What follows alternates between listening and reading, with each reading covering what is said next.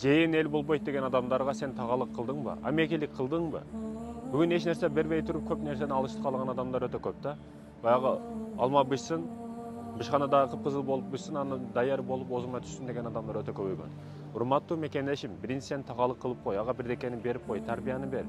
Бүгін амекелер өте алыс жейіндерінен. Сен тарбияны көп учурда ошого бересиң. Ошондуктан да элибизде кыз аммага деп коет. Амма туху деп араб тилинде. Апасынан, атасынан болған эже карындаштарына тартат, кааласа каалабаса. Уул баланы тагага деп коет. Кыз аммеге, бала тагага деп бекерге айтпайт. Баары тартып кете берет.